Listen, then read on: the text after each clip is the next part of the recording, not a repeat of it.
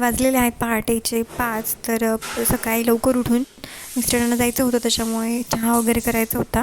त्याच्यासाठी दूध वगैरे तापवून घेतलं.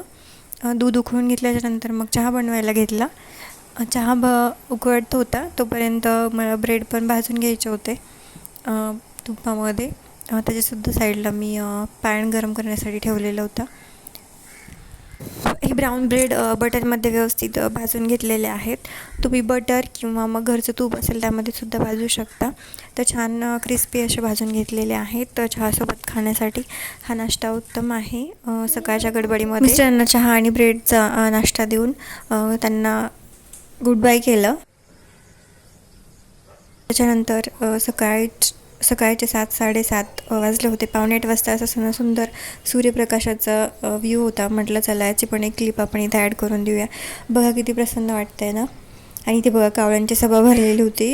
इथे झाडं आहेत कंपाऊंडजवळ. इथे खूप मोठे कावळे एकाच झाडावर बसलेले असतात. हे त्यांचं रोजचं ठरलेलंच आहे.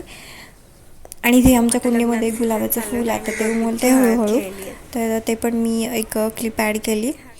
थोडंसं माझा चेहरा टॅन झाला होता, त्याच्यामुळे बेसन पीठ, मध आणि थोडीशी हळद लावली आहे. घरीच असं आपलं स्किन केअर असतं. स्किन केअर वगैरे काही नसतं. जे डेली आपण मॉइश्चरायझर लावतो तेवढंच.